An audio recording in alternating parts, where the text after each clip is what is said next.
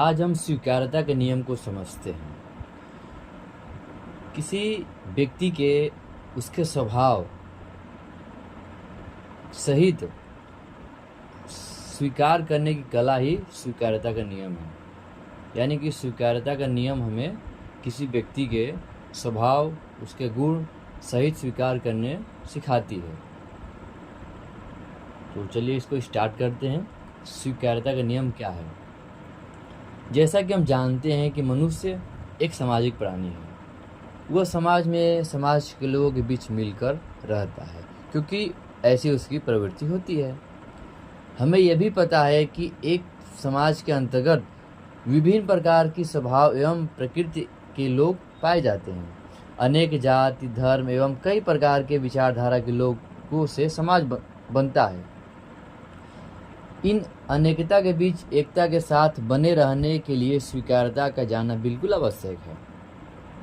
जैसा कि हम जान चुके हैं कि एक समाज के अंदर विभिन्न विचारधारा के लोग रहते हैं, एवं हमें ये भी पता होना चाहिए कि जब सबकी स्वभाव एवं विचारधारा अलग अलग होगी तो अवश्य ही उन विचारधाराओं के बीच मतभेद उत्पन्न होगा एवं तनाव की स्थिति भी उत्पन्न होगी। लेकिन फिर भी यदि इस स्वीकार्यता को हम समझ ले तो इन तनाव एवं मतभेद को कम किया जा सकता है।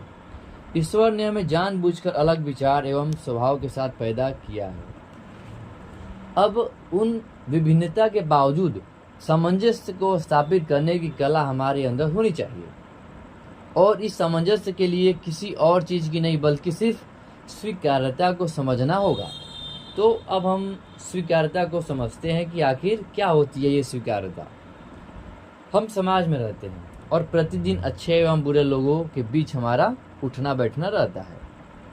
हम अपने आसपास के बुरे लोगों से नहीं बच सकते। वे हर जगह हमारे बीच होते हैं, चाहे समाज के बीच हो या हमारे स्कूल के बीच। अब स्वीकार्यता के नियम के अनुसार ऐसे लोगों के बीच एक दर्शक के भांति व्यवहार करना चाहिए।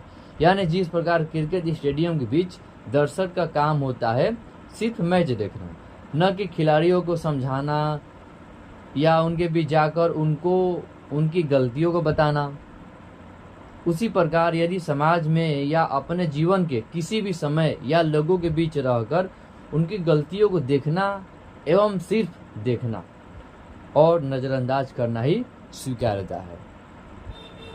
और जो व्यक्ति इसी दूसरे के गलती को स्वीकार करने की कला सीख लेता है उसे किसी प्रकार के मतभेद का भय नहीं होता। आज के समाज की जो स्थिति बनी हुई है तो स्वीकार्यता का नियम ही सामंजस्य स्थापित करवा सकता है।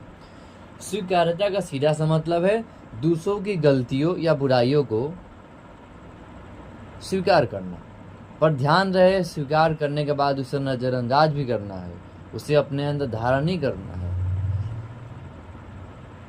मतलब उस व्यक्ति को स्वीकार करना, उसकी गलती को अपने अंदर लागू नहीं करना है कि हाँ वो व्यक्ति ऐसा ही है, उसके बुराइयों के साथ उसको एक्सेप्ट कर लेना है, स्वीकार करना है।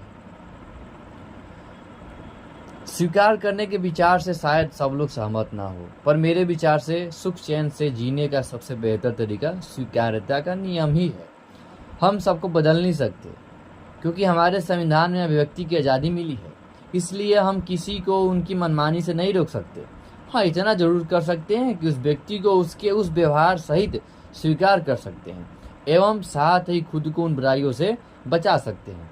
मेरे अनुसार दूसरों की गलती को देखकर उसे स्वीकार करने की कला से बेहतर और कोई कला नहीं हो सकती। ये यदि हम स्वीकार्यता को सीख लेते हैं तो हमें अपने से अलग प्रवृत्ति एवं प्रकृति के व्यक्ति के साथ रहकर भी हमारे अंदर कभी मतभेद एवं तनाव की स्थिति उत्पन्न नहीं होगी।